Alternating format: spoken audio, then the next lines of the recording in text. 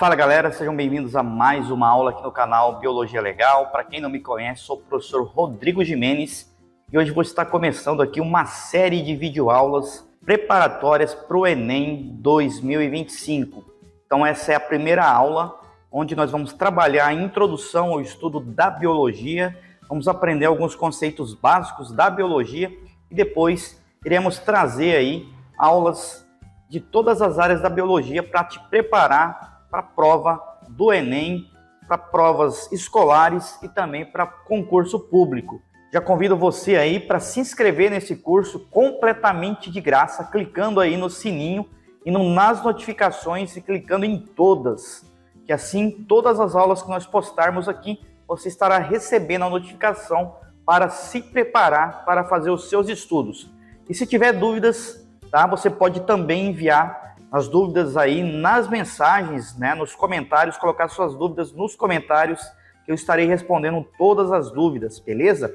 Então, durante esse ano de 2025, estarei disponibilizando inúmeras aulas de biologias para vocês totalmente de graça. Então vamos lá, vamos começar a falar sobre biologia. O que é biologia? Você já se perguntou? Biologia vem de dois radicais, da junção de duas palavras, bio, que é vida, significa vida, e logia, que significa estudo. Então, biologia é o estudo da vida. Então, nós vamos estudar durante as aulas vários aspectos dos seres vivos, estudar os aspectos da vida dos seres vivos. Beleza? Então, bem simples esse termo biologia. Inclusive, recomendo que você coloque lá no comentário o significado de biologia. Bio é vida e logia é igual a estudo. Esse aqui é o índice do que nós vamos estudar durante essa aula. Nós vamos aprender muita coisa. Então, vamos ver o que é método científico e a ciência. Isso é muito importante. A biologia e a vida, os seres vivos, os níveis de organização, seres vivos e energia, seres vivos e ambiente, seres vivos e a reprodução, e os seres vivos e a evolução. Vamos começar então estudando a ciência e o método científico. O que é a ciência? A ciência nada mais é do que experiências feitas por nós, por seres humanos, fazendo a examinação, fazendo a observação, verificando situações e produzindo conhecimento. Para fazer a ciência, nós precisamos de usar as etapas do método científico. Nós vamos ver aqui todas as etapas do método científico, começando com a primeira etapa, que é a observação de um fato. Então, eu recomendo que você vá anotando também essas etapas e o que elas fazem, o que acontece em cada uma das etapas do método científico. Aqui nós estamos pesquisando uma hipótese aqui, né? Nós estamos trabalhando com os galináceos, com as galinhas. Então, a observação que foi feita nas galinhas é que as galinhas que são alimentadas com arroz polido, arroz sem casca, desenvolvem uma doença chamada beriberi. Então, esse é a observação. Fez a observação e agora vamos para a próxima etapa. A próxima etapa é a formulação de uma pergunta. Então, se observa-se que galinhas, quando alimentadas com arroz polido, desenvolvem beriberi, a pergunta é: por que as galinhas ficam doentes? Por que as galinhas desenvolvem essa doença beriberi? Então, essa é a segunda etapa do método científico, a formulação da pergunta. E aí depois nós vamos para a terceira etapa do método científico, que é a criação de uma hipótese. O cientista, o pesquisador, vai desenvolver uma hipótese. A hipótese desenvolvida nesse caso do exemplo é que alguma substância existente no arroz com casca previne a doença, previne a beriberi. Então, essa é a terceira etapa. E aí nós vamos para a quarta etapa do método científico, que é a experimentação, a realização de experimento, sempre usando, né, grupos de controle. Então, nesse experimento aqui, foi feito, então, dois grupos, um grupo de controle, onde as galinhas são alimentadas com arroz com casca, e um grupo experimental, que as galinhas são alimentadas com arroz polido, beleza? Então, temos dois grupos. E aí, fazendo esse experimento, nós vamos poder chegar à resposta dessa pergunta. E aí vem a comparação do resultado. Depois de um tempo de experimentação, observou o que aconteceu. E aí a comparação dos resultados chegou à conclusão que as galinhas do grupo experimental, que comem arroz polido, desenvolveram a beriberi e as do grupo de controle não desenvolveram. Com isso, nós chegamos então à conclusão. A conclusão é que a casca do arroz realmente contém alguma substância capaz de prevenir a doença. Então a hipótese está correta. Se eu chegar na conclusão e der tudo errado, eu refaço a minha hipótese e faço testes novamente até chegar a uma resposta convincente, tá ok? Depois de ser feita essa conclusão, usar essas etapas, é divulgado, então, vai para uma última etapa que eu não coloquei aqui, que é a divulgação do resultado dessa pesquisa em revistas científicas para disponibilizar esse conhecimento para o mundo. Beleza, então a biologia é o estudo da vida, mas o que é um ser vivo? Definir vida é algo muito complexo. É mais fácil nós sabermos definir o que é um ser vivo, mas definir vida é algo muito difícil. Até hoje nós não temos uma definição exata do que é vida. Mas aqui, Robert Morrison, ele diz o seguinte: a vida, tal como o calor, não é uma coisa ou um fluido. O que observamos são alguns conjuntos inusitados de objetos separados do resto do mundo por certas propriedades peculiares, como o crescimento, a reprodução e modos especiais de lidar com a energia. A esses objetos escolhemos chamar seres vivos.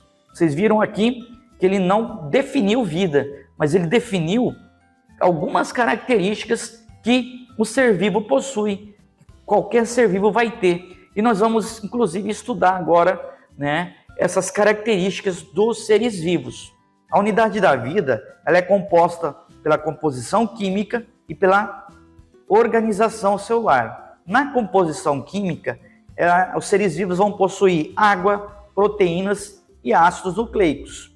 E nós vamos ter uma organização celular, onde vai ter uma membrana limitante que vai delimitar o meio interno do meio externo da célula, uma gelatina fluida e o material genético dentro. E nós vamos ter também o metabolismo.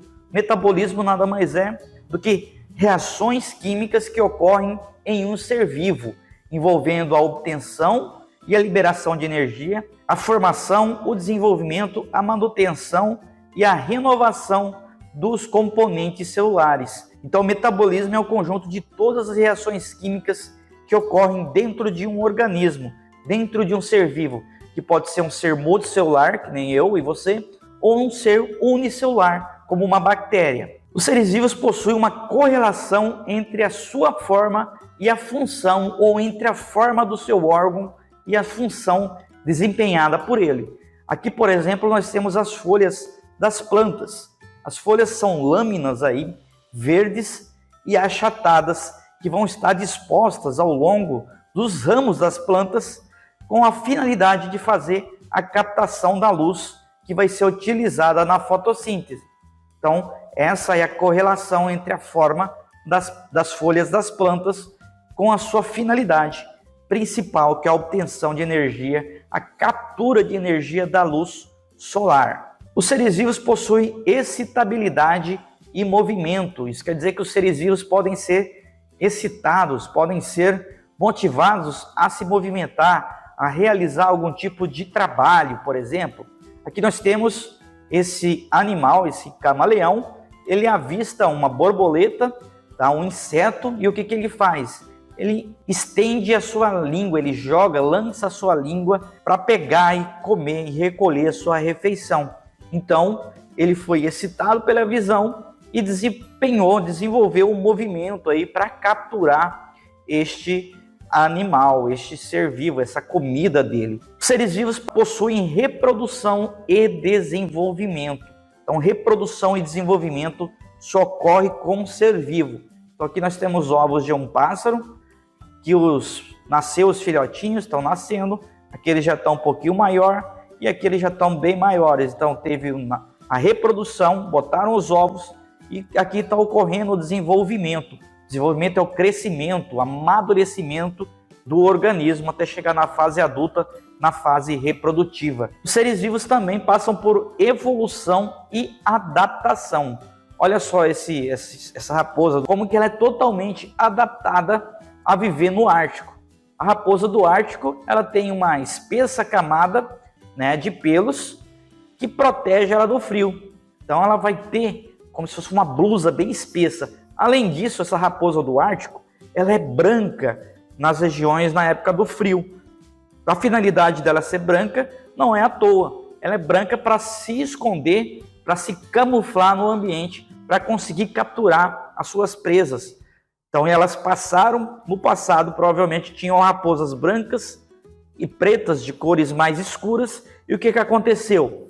As raposas mais escuras, por estarem vivendo em um ambiente frio e um ambiente branco, cheio de gelo, elas não conseguiam chegar com facilidade ao seu alimento, capturar as suas presas. E todo animal que não consegue comer direito não se reproduz.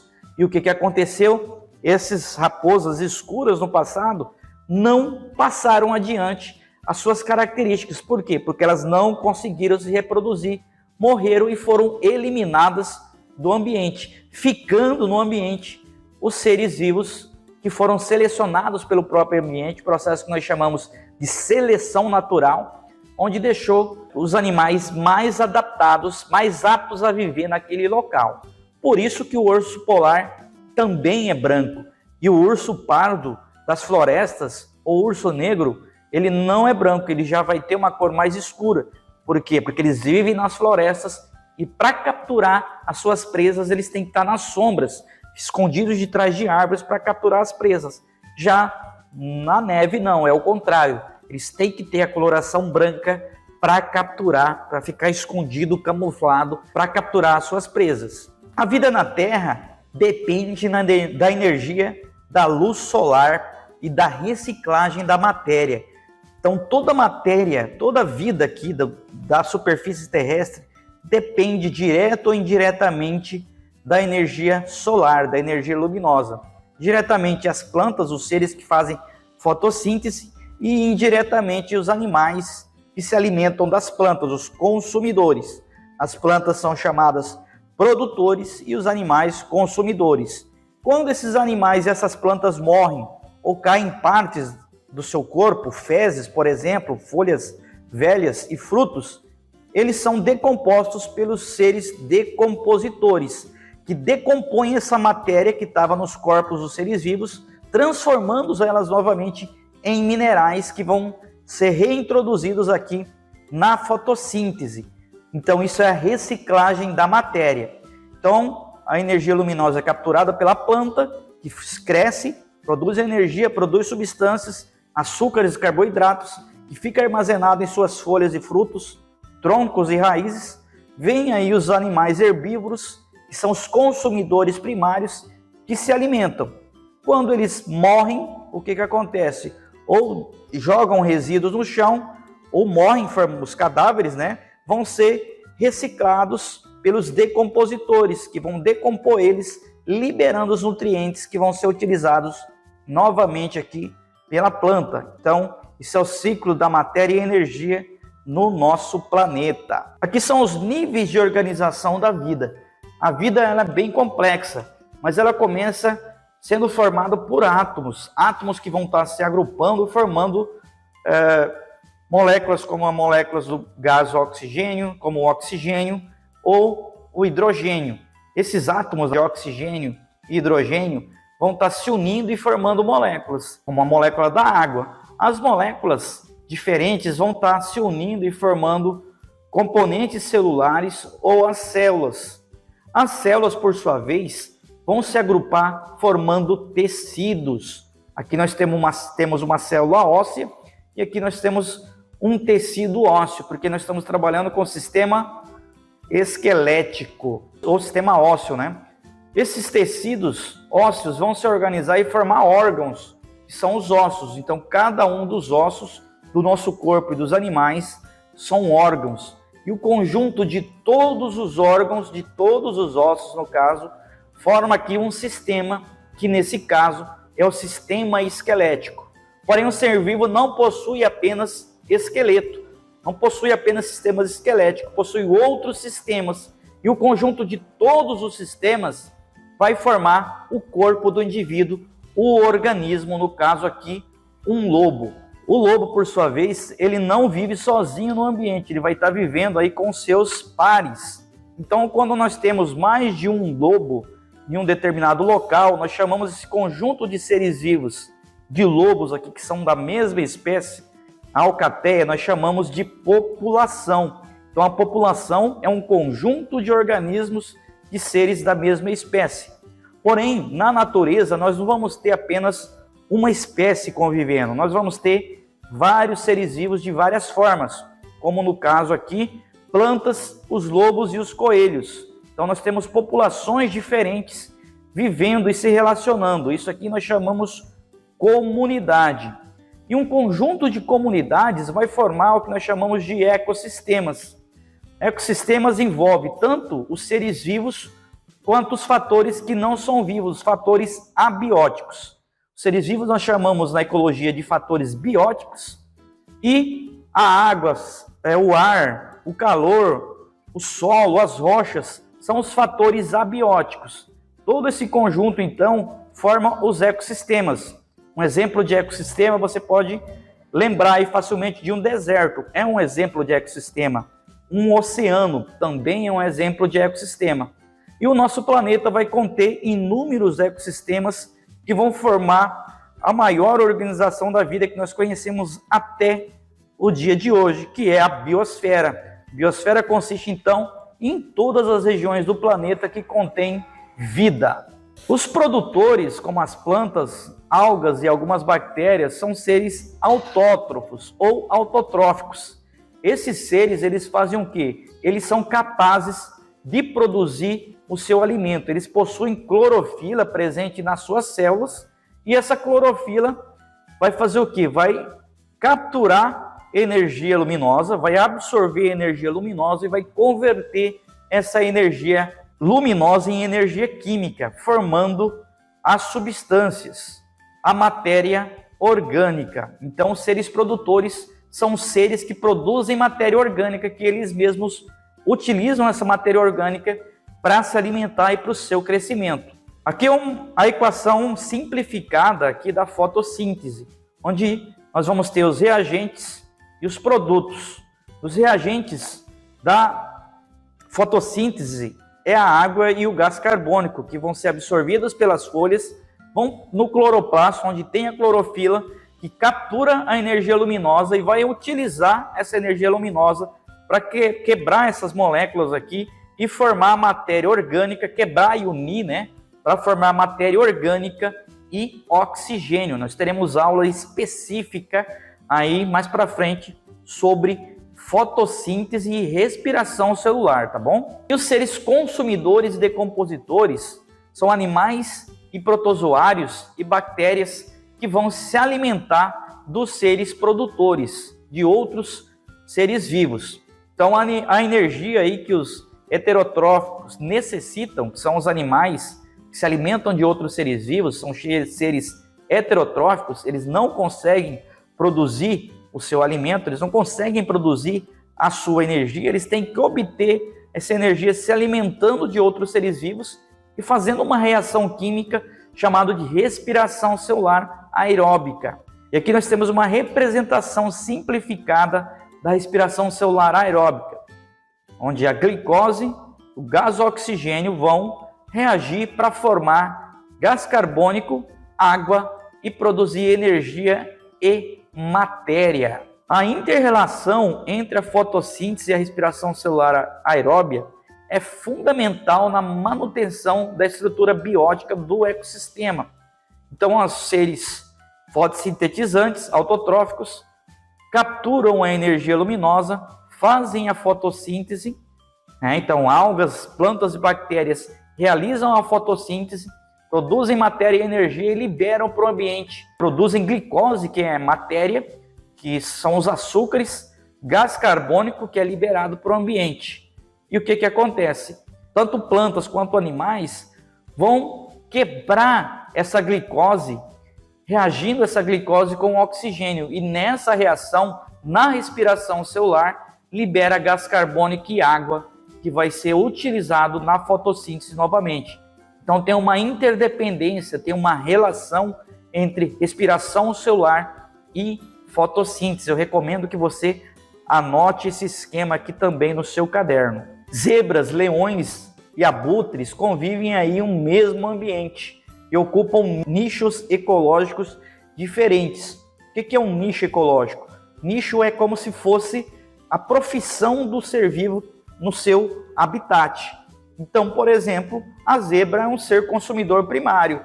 A finalidade dela é se alimentar e se reproduzir, se alimentando de plantas. E aí tem o leão e os abutres. O leão já é um carnívoro, ele já é um predador, ele vai se alimentar da presa, que seria, o caso aqui, uma zebra. E os abutres vão se alimentar dos restos que sobram, também são consumidores. Então eles ocupam nichos diferentes e está tendo uma relação aqui entre presa e predador. Com relação à reprodução, nós temos dois tipos de reprodução. Os seres vivos podem se reproduzir de forma sexuada e sexuada. Nesse exemplo aqui nós temos um exemplo de reprodução assexuada, que não envolve a troca de material genético, que não envolve sexo. Tá? Então, nesse caso, esse pedacinho aqui é uma hidra, é um pedacinho da hidra, é um broto que cresceu, esse aqui ainda está pequeno, ele cresceu e depois se desprendeu, formando uma cópia idêntica da sua progenitora. Então, isso é uma reprodução assexuada, porque a prole é idêntica geneticamente igual a seus pais. Já na reprodução sexuada, a reprodução que envolve sexo, envolve o intercâmbio de material genético, envolve gametas, espermatozoides e óvulos.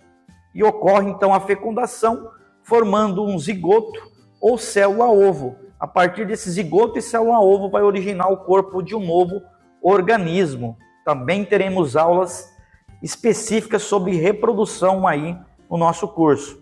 A reprodução sexuada em anfíbios ocorre o encontro de gametas, que originará um novo indivíduo. E a evolução, os seres vivos passam por mutação, sofrem mutações.